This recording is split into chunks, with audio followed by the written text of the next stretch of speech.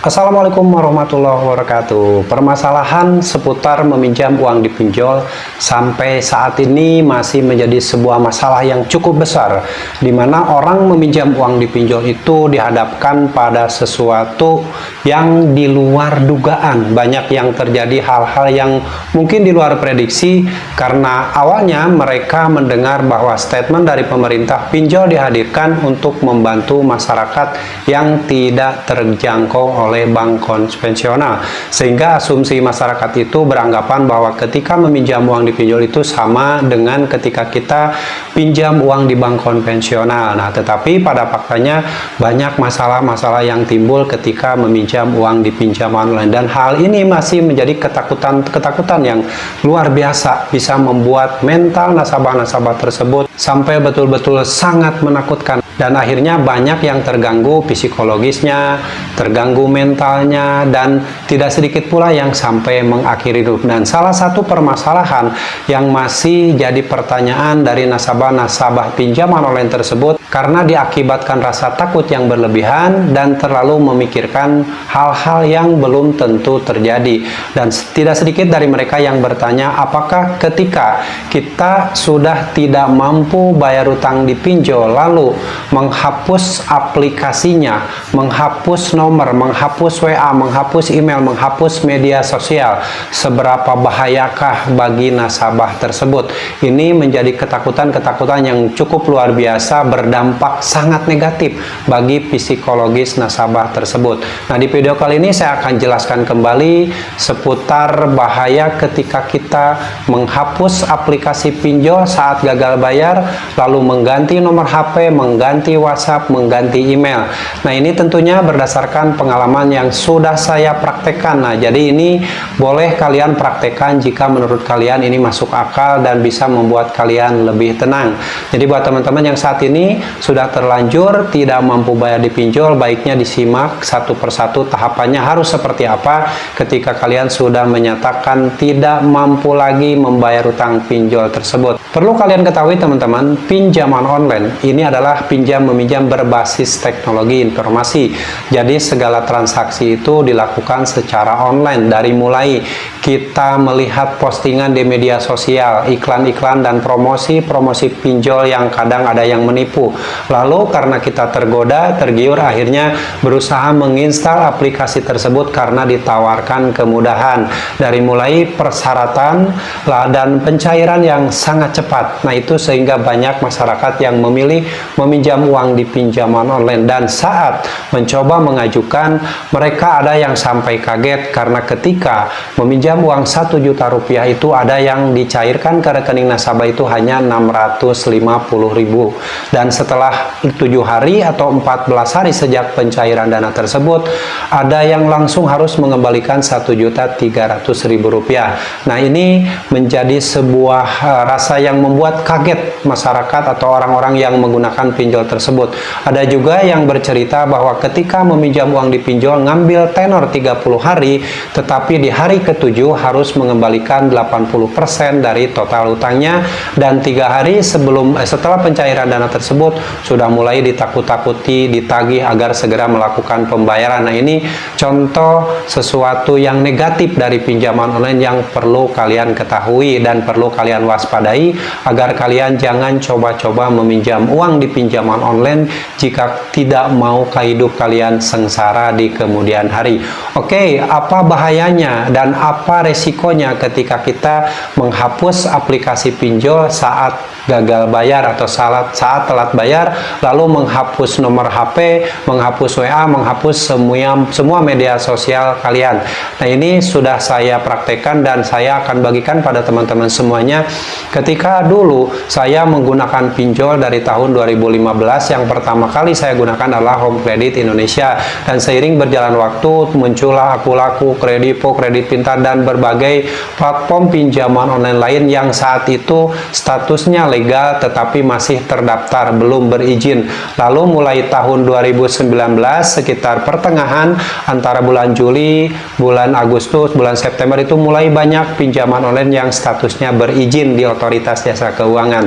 Nah, dari situ Pengalaman saya ketika meminjam uang di pinjol itu ada yang sampai meminjam uang 1 juta itu cairnya 723.000 dan 14 hari sejak pencairan dana. Ada yang harus mengembalikan 1.140.000 dan tenornya tidak ada pilihan lain. Lalu saat saya meminjam uang di pinjol yang lain, saya ngambil tenor 90 hari dan setelah dicairkan dananya ternyata tenornya berubah otomatis jadi 6 bulan. Otomatis kan utang kita semakin banyak karena tenor yang semakin panjang. Lalu ketika saya pinjam uang di pinjol juga ada yang saya ambil tenor 30 hari, 60 hari, 90 hari. Tetapi saat sudah diklik pengajuan pinjaman, total hutang saya itu 80%-nya harus dikembalikan di hari ke-14 sejak pencairan dana. Nah, ini perlu kalian ketahui dan waspada buat teman-teman semuanya yang tidak paham ketika ditawari pinjaman di pinjaman online. Ini khusus yang legal ya. Kalau yang ilegal mungkin akan lebih parah lagi. Yang jelas kalian harus berhati-hati saja, jangan sampai terjebak dan terjerat hutang pinjol, baik itu pinjol legal atau pinjol ilegal, karena sama-sama akan berpotensi menghilangkan harta benda kalian, menghancurkan mental kalian, dan akan berpotensi sampai menghilangkan nyawa kalian. Terkait menghapus aplikasi pinjol dari HP kita saat sudah tidak mampu bayar hutang pinjol tersebut, hal ini harus dilakukan. Kenapa? Karena untuk menghindari potensi penyadapan di kemudian hari. Nah, jika kalian menghapusnya lalu mereset HP kalian ke setelan pabrik, aplikasinya sudah tidak ada di HP kita lagi dan kemungkinan si pinjol tidak bisa meretas ataupun mengambil data-data lain yang ada di HP kita. Dan hati-hati buat teman-teman yang tiba-tiba ada yang mengirimkan link melalui SMS atau WhatsApp. Jangan coba-coba kalian mengklik link tersebut apalagi sampai mendownloadnya, karena itu bisa saja virus yang sengaja dikirimkan oleh oknum DC pinjol untuk meretas HP kalian. Nah, terkait virus ataupun SMS yang masuk yang dikirimkan oleh oknum DC pinjol, maka yang harus kalian lakukan sebaiknya segera mengganti nomor HP kalian. Tujuan mengganti nomor HP ketika kita tidak mampu bayar adalah untuk menghentikan penelponan atau SMS yang masuk ke nomor HP kita. Dengan seperti itu kita tidak akan terganggu lagi dengan yang namanya penagihan-penagihan yang bisa mengganggu aktivitas kalian, bisa mengganggu pemikiran kalian, dan bisa mengganggu psikologis kalian. Nah, ini yang lebih fatal. Makanya banyak korban yang sampai mengakhiri hidup karena setiap saat selalu membaca SMS atau mengangkat telepon dari DC pinjaman online tersebut. Lalu ketika kita menghapus atau mengganti nomor WhatsApp kita, apa yang nanti akan terjadi? Setelah saya praktekkan menghapus WhatsApp tersebut, ternyata teror-teror yang dilakukan melalui chat WhatsApp, lalu telepon video call melalui chat WhatsApp itu tidak ada lagi. Dan saya tidak membaca chat WhatsApp yang dilontarkan oleh DC pinjol, yang mana chat WhatsApp tersebut ada yang menyebutkan nama aplikasinya dan tidak menyebutkan nama aplikasinya. Ketika dihadapkan pada penagihan chat WhatsApp yang menyebutkan nama aplikasinya, mungkin kita tidak akan merasa ketakutan karena pada umumnya yang menyebutkan nama aplikasinya itu cenderung hanya reminder atau mengingatkan saja. Tetapi ingat, ketika kalian ditagih melalui chat WhatsApp yang tidak menyebutkan nama aplikasinya, kata-kata yang masuk yang dilontarkan itu bisa berpotensi merusak pikiran kalian, bisa menakut-nakuti kalian, merusak psikologis kalian, dan mental kalian perlahan-lahan sekuat apapun akan nanti hancur juga ketika setiap saat selalu membaca chat WhatsApp yang isinya tidak menyebutkan nama aplikasinya walaupun kalian meminjam uang di pinjol legal. Lalu masalah email, apakah email memang harus dihapus juga? Nah, terkait kebutuhan atau keperluan kalian, jika memang kalian masih membutuhkan email tersebut dan sudah terkoneksi dengan penerimaan gaji di perusahaan kalian atau terkoneksi dengan aplikasi lain yang menurut kalian itu sangat penting, sebaiknya tidak usah dihapus juga, tidak ada masalah. Tetapi jika memang email itu sudah tidak berguna atau tidak ada kaitan dengan perusahaan lain, tidak ada masalah jika kalian menggantinya, karena kalau email itu kan setiap ada email yang masuk itu tergantung kita, kalau misalkan tidak dibaca tidak ada masalah. Tetapi jika dibandingkan dengan kita tidak mengganti nomor HP dan mengganti WhatsApp, itu akan berkemungkinan setiap 1 jam sekali kalian akan mendapatkan penagihan yang mengganggu aktivitas kalian.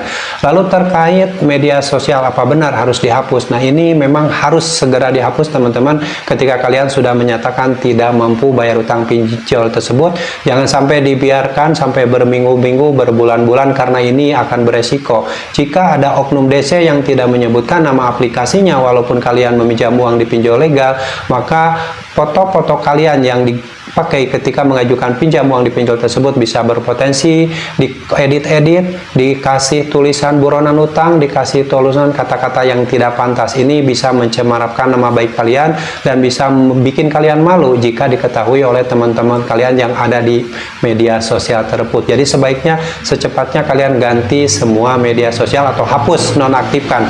Itu agar berpotensi si DC tidak bisa meretas ataupun tidak bisa menyebarkan data-data kalian di media sosial. Nah, itulah teman-teman, harus kalian pahami dan harus kalian praktekkan agar semua ini bisa membuat kalian lebih baik jika dibandingkan dengan kalian tidak mengganti nomor WhatsApp, tidak mengganti kartu HP, tidak mengganti media sosial, dan kalian tidak menghapus aplikasi pinjol tersebut. Jika ini dibiarkan, pertama kalian bisa membuat HP-nya diretas, dikirim-kirim virus-virus yang bisa membuat HP kalian rusak. Lalu mungkin kalian juga akan setiap menit atau setiap jam mendapatkan penagihan dari DC pinjol tersebut yang dikirimkan melalui chat WhatsApp ataupun SMS, dan juga penelponan yang tiada henti yang sifatnya mengganggu. Walaupun kita tahu aturan otoritas jasa keuangan bahwa penagihan pinjaman online legal itu tidak boleh mengganggu, tidak boleh menakut-nakuti, tidak boleh mengancam dan lain-lain, tapi fakta yang terjadi, kita tidak pernah tahu apa yang akan terjadi ketika kita tidak mampu bayar di pinjol tersebut. Yang harus kalian lakukan adalah cobalah kalian amankan dulu diri kalian sendiri. Jangan sampai mental kalian rusak, jangan sampai pikiran kalian rusak karena terus-terusan membaca chat WhatsApp atau telepon dari DC pinjaman online. Ini harus segera kalian antisipasi sebelum mental kalian betul-betul hancur dan akhirnya bahkan ada yang sampai fatal mengakhiri hidup. Itu tujuannya teman-teman harus mengganti nomor HP, mengganti WhatsApp, menghapus semua media sosial, dan menghapus aplikasi pinjol yang masih ada di HP kalian, agar kalian bisa lebih aman, hidup kalian bisa lebih tenang, tidak terganggu lagi dengan berbagai macam penagihan yang dilakukan oleh DC pinjaman online tersebut. Semoga sharing ini bermanfaat dan mudah-mudahan bisa kalian mempraktekannya, karena fakta setelah melakukan semua itu, hidup kita insya Allah akan baik-baik saja. Kalian tinggal fokuskan saja pikiran kalian dengan beraktivitas seperti biasa. Jangan sampai karena mempunyai utang di pinjol kalian jadi murung, jadi ancur-ancuran dan tidak mau beraktivitas apapun, sehingga kalian tidak bisa untuk bertahan hidup dengan cara mencari nafkah. Dan sebaiknya hal itu dijauhi dan tetap semangat move on, bangkit dari keterpurukan ini, tetap berusaha mencari nafkah, berusaha mencari rezeki, berusaha mencari peluang-peluang rezeki yang mungkin bisa membuat hal kalian lebih baik, lebih berkah, dan hidup kalian tetap akan baik-baik saja dan diridhoi oleh Allah Subhanahu wa Ta'ala. Amin ya rabbal alamin. Nah, itu teman-teman, mudah-mudahan segera kalian bisa mempraktekannya. Dan jika kalian memang masih bingung dari saat ini, jangan lagi mikirin pinjol, jangan lagi mikirin DC pinjol, hapus semua pinjol dari pikiran kalian, hapus ketakut-takutan tersebut. Saatnya kita bangkit, saatnya kita move on. Jangan sampai meratapi nasib ini, dan lebih baik kalian ikhlaskan semua ini yang sudah berlalu dan mulai hidup kalian lebih baik lagi dari sekarang. Jangan terus-terusan larut dalam ketakutan, ketakuan yang dilakukan oleh DC pinjol tersebut yang sifatnya membohongi kalian. Oke, yang pasti kalian harus tetap semangat perjuangkan masa depan kalian, perjuangkan masa depan keluarga kalian. Jangan pernah lagi memperjuangkan pinjaman online. Sampai jumpa lagi di video saya selanjutnya. Wassalamualaikum warahmatullahi wabarakatuh.